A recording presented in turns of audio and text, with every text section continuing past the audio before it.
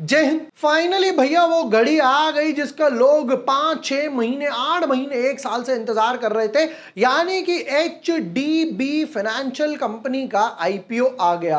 हालांकि हमने भी इसके ऊपर वीडियो बनाया था कि भाई इसमें शेयर होल्डर कोटा कैसे मिलेगा, कैसे काम करता है, सब कुछ आज के वीडियो में भी डिटेल से एक्सप्लेन करूंगा। किसको शेयर होल्डर कोटा मिलेगा, किसको शेयर होल्डर कोटा नहीं मिलेगा, कौन सी लास्ट डेट थी कट ऑफ वगैरह के लिए, सब डिटेल में एक्सप्लेन करूंगा।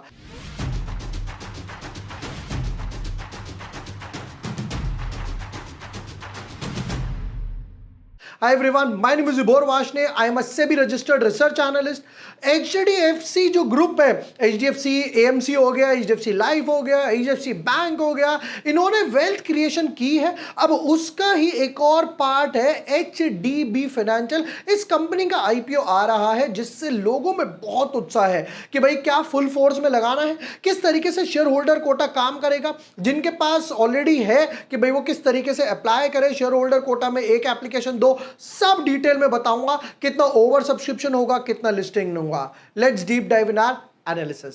But yes, before moving ahead, अगर अभी तक आपने चैनल सब्सक्राइब नहीं किया है या पहली बार वीडियो देख रहे हो तो यहां पर सारे IPOs की मैंने वीडियो डाल दी है। संभव स्टील, कल्पतरू, एलेनबेड, ग्लोब सिविल, फिर उसके बाद ओसवाल पंप्स क्लोज हो गया। यहां पर भी हमारे एनालिसिस डॉट टू डॉट बैठे थे। टेबल की बात करते हैं तो भाई देखो यहां पर क्या हुआ है, ग्लोब सिविल, एलेनबे और कल्पतरू ये एक 3 डेट में आ रहे हैं और संभव और HDB ये दोनों एक डेट में आ रहे हैं। हालांकि इनका पैसा इनके लिए फ्री नहीं हो पाएगा, तो उसी हिसाब से अपने डीमैट अकाउंट या फिर फंड वगैरह अरेंज कीजिएगा। चलिए जी, इसको क्लोज करते हैं। अब HDB के ऊपर मैंने कैफे में वीडियो बनाया था कि भाई अब यहां पर एक आधा शेयर लेकर बाय करके बैठ जाओ चुपचाप, आपको यहां पर कोटा मिलेगा। HDB financial shareholder quota, ये भी देखिए आप वीडियो 2 हफ्ते पहले बनाया था। शेयर होल्डर कोटा में किसी किसी मिलेगा वो भी मैं बता देता हूं, डोंट वरी, सब एक्सप्लेन करूंगा। यहां पर भी मैंने 12 जून को डाला था, 12 जून को। HDB Fin will launched in upcoming week to get shareholder quota buy 1 share of HDFC Bank। currently trade कर रहा था 1940 रुपए के आसपास। राइट, कब तक होल्ड करना है, ये कितने शेयर्स बाय करूं, FNO काम करेगा नहीं करेगा, कितने अकाउंट्स में बाय करूं, क्या म्यूचुअल फंड्स काम करेगा, सब कुछ मैंने यहां पर लिखा था। चलिए जी, पहले तो शुरू करते हैं HDB फाइनेंशियल IPO के साथ कि भाई इसका बिजनेस मॉडल क्या है। वैसे तो फाइनेंस की कंपनी है तो कहने की जरूरत ही नहीं है कि भैया फाइनेंस की कंपनी का बिजनेस मॉडल क्या होगा। पैसा देते हैं, फिर उसके बाद उस पर इंटरेस्ट आता है, उसकी इनकम होती है। ऑलराइट, शुरू करते हैं।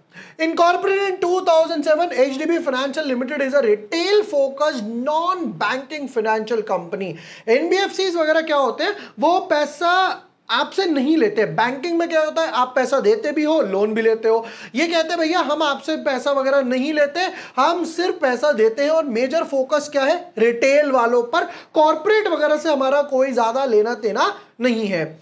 The company offers business processing outsourcing services such as back office support service, collection, sales support to our promoter, as well as fee-based products such as distribution of insurance product primarily to the lending customers।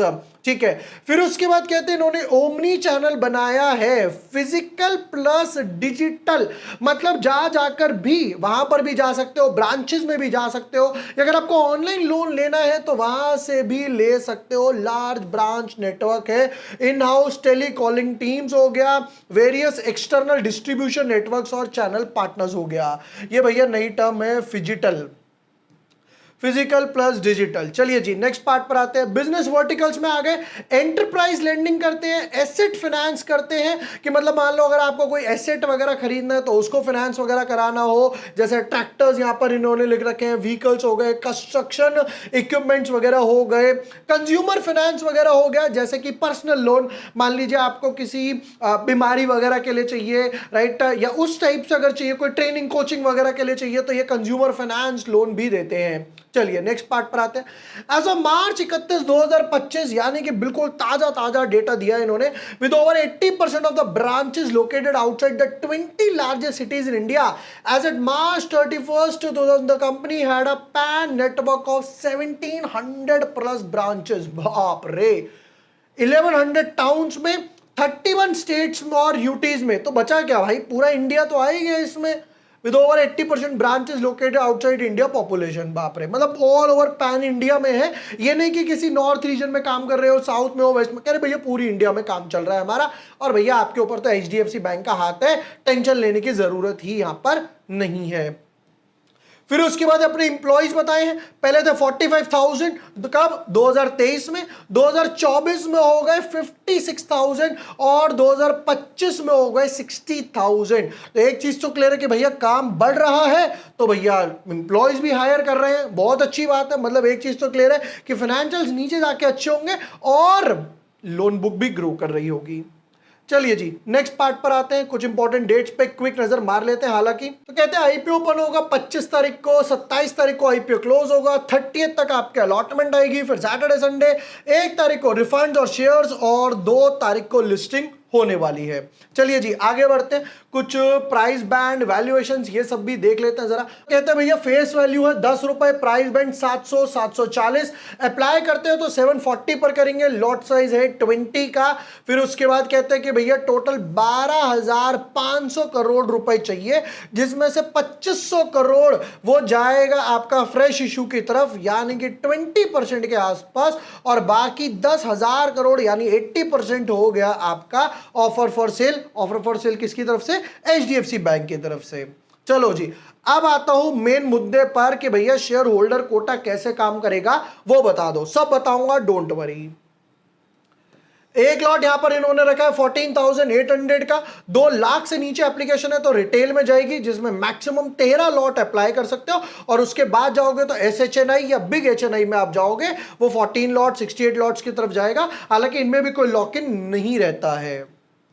चलिए जी अब आते हैं most awaited part की, ये share holder Kota कैसे काम करेगा वो बताइए। देखिए क्यूआईबी को कहते हैं जी 44% 45% हम देने वाले हैं, एचएनआई को यहां पर 13% के आसपास इन्होंने दिखाया है। फिर उसके बाद रिटेल वालों का कोटा है 31% के आसपास। फिर उसके बाद इंप्लॉय शेयर्स है यहां पर, और शेयर होल्डर कोटा है, इंप्लॉय शेयर्स में 2 लाख के आसपास है, और शेयर होल्डर कोटा है 10% के आसपास। ये पूरा हो गया 100%। पहला सवाल तो एक आया था, क्या मैं एचडीएफसी बैंक का इंप्लॉय हूं, क्या मैं इंप्लॉय कोटा में लगा सकता हूं? Answer is no. एचडीबी के जो इंप्लॉइज हैं उनका चलेगा HDFC AMC, HDFC mutual fund, HDFC life, HDFC insurance, HDFC bank वगैरह कुछ नहीं चलेगा, सिर्फ एचडीबी इंप्लॉइज चलेंगे। अब आते हैं शेयर होल्डर कोटा पर।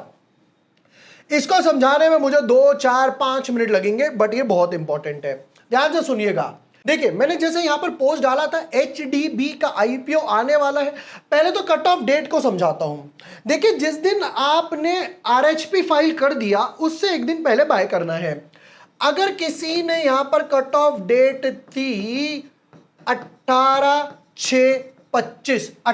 जून 2025, अगर आपने 18 जून को भी बाय करा है या उससे पहले 17 16 15 14 13 12 कुछ भी मई जून में पहले से बाय कर रखा है, कोई दिक्कत नहीं है, तो वैलिड है। अगर आपने 18 जून के बाद बाय करा है, मतलब आपने 19 तारीख को लिया है, 20 को लिया है या एंड सो ऑन, तो आंसर इज नॉट अलाउड। 18 पे बाय करा है, अब मन में कहीं पता है लोग एक्स्ट्रा ओवर कितना सोचते हैं जी, 18 को बाय करा हो या डीमैट अकाउंट में क्रेडिट हुआ हो, एक ही बात है, रिकॉर्ड बुक में आपका नाम आएगा, don't worry.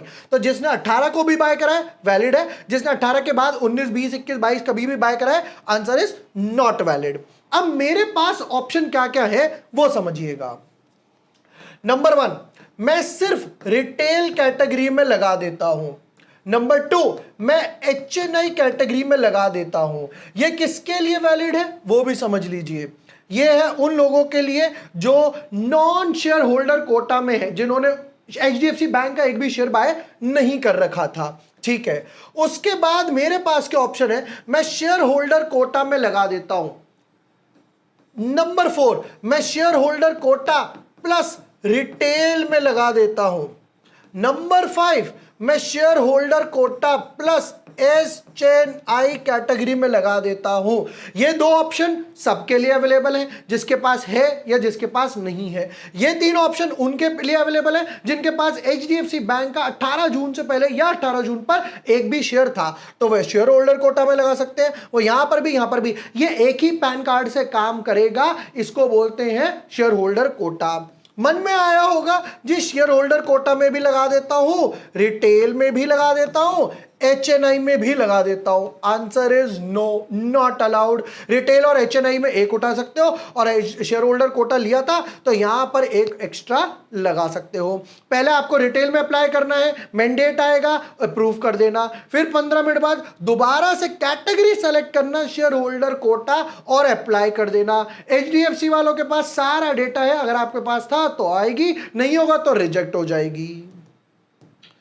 Alright, I hope ये समझ आया हो। नहीं भी आया हो तो कोई टेंशन नहीं है, नीचे कमेंट कर देना, मैं दोबारा समझाऊंगा।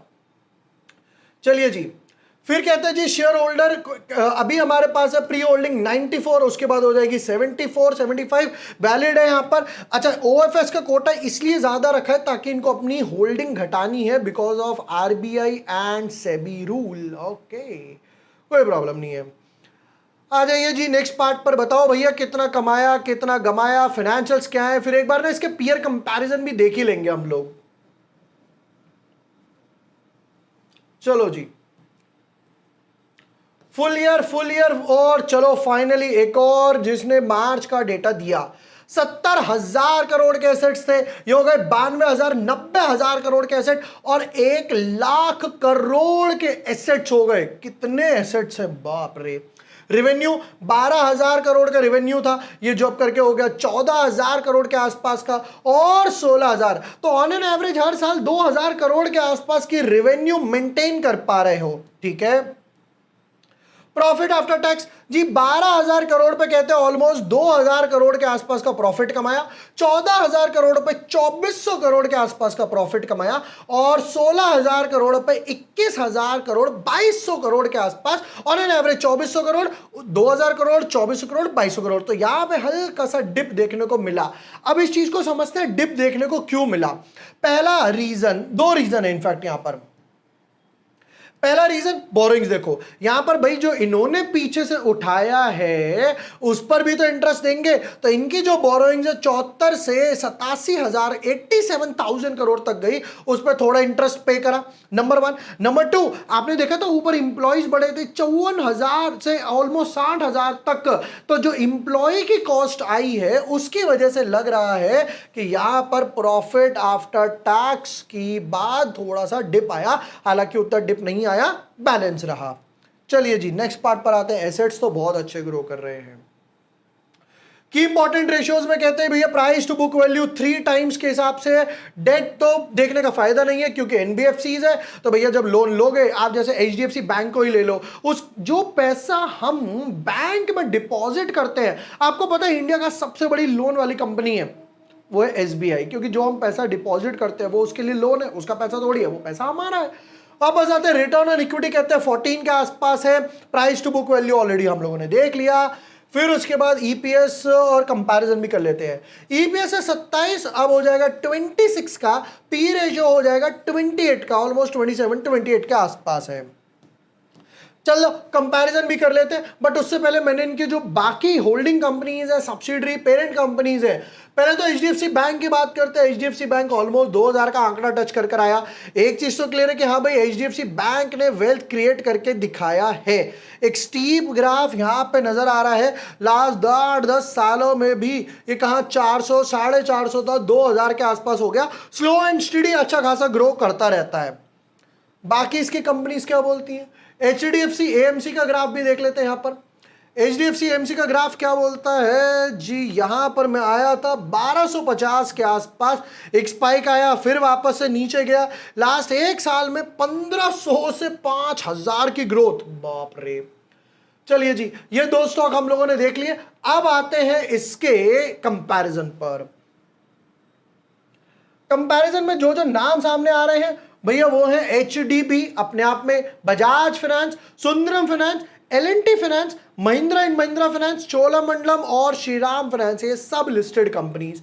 कहते हैं जी हमारा ईपीएस होगा 27 का, बजाज का भी 26-27 है, सेम है, सुंदरम का 170 है, एलटी का इससे नीचे है 10, महिंद्रा का इससे नीचे है 18, बाकी चोलामंडलम और श्रीराम का 50 के हिसाब से है।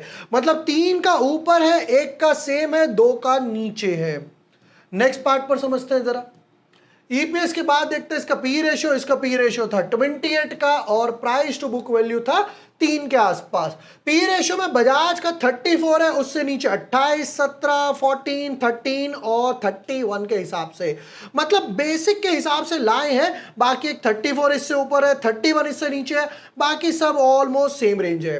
Price to book value Bajaj का ऑलमोस्ट 6, 4, 5, बाकी 2 का नीचे है, मतलब बेसिक वैल्यूएशंस पे लेकर आए हैं।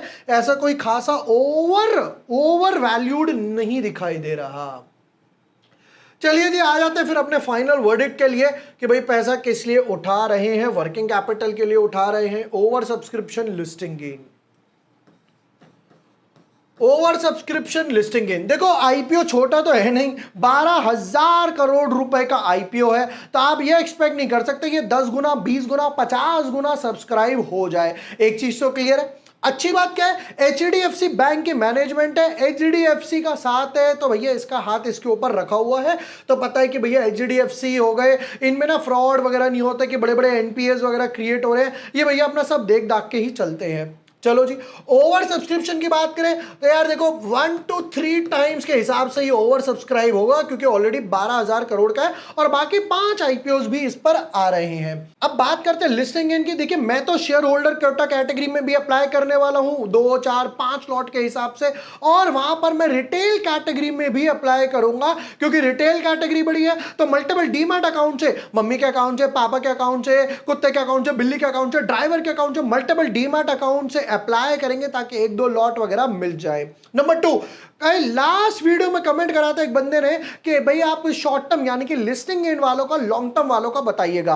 देखो ये ना उस टाइप का स्टॉक है, ब्लू चिप टाइप जो होते हैं ना, कि लॉन्ग टर्म टाइप है, लेकर आराम से बैठ जाओ। जो आपने सुना होगा, मेरे पापा के पास फिजिकल शेयर्स थे एचडीएफसी बैंक के, कई लोगों ने देखा होगा कि उन्होंने बजाज फाइनेंस अभी आईपीओ आया था, अप्लाई करके आराम से बैठे हुए हैं। तो ये उस टाइप का स्टॉक है कि आप आराम से लेकर बैठ जाओ। तो लॉन्ग टर्म वाले बिंदास अप्लाई करो, लिस्टिंग गेन वाले बिंदास अप्लाई करो। मेरे हिसाब से यहां पर जो लिस्टिंग गेन बनेंगे वो समवट अराउंड 8 to 15% के हिसाब से ही लिस्टिंग गेन बनने वाले हैं। ये थे एचडी फाइनेंशियल आईपीओ के डिटेल्ड एनालिसिस। एंड यस, जैसा मैंने आपको यहां पर आईपीओ एक्स्ट्रा ऐप के बारे में बताया, जो कि बिल्कुल फ्री ऐप है, जिसमें आपको ढेर सारी जानकारी, भैया देखो ऑलरेडी 5 आईपीओ आ रहे हैं, तो सब कुछ जो लेटेस्ट अपडेट्स है, सब्सक्रिप्शन कितना हो रहा है, जीएमपी वगैरह ये वो क्या चल रहा है, सब कुछ आपको ऑन द बोर्ड यहां पर मिल जाएगा। लिंक डिस्क्रिप्शन और पिन कमेंट में है। आईओएस और एंड्रॉइड दोनों के लिए जाकर डाउनलोड कीजिए। वीडियो पसंद आया एंड इनफैक्ट यस, कोई और भी सवाल है शेयर होल्डर कोटा से रिलेटेड, कमेंट सेक्शन में कमेंट कर सकते हो, मैं उस पर डेफिनेटली रिप्लाई करने वाला हूं। वीडियो पसंद आया हो, share with your friends, like and subscribe. Thank you for watching the video. Lots of love.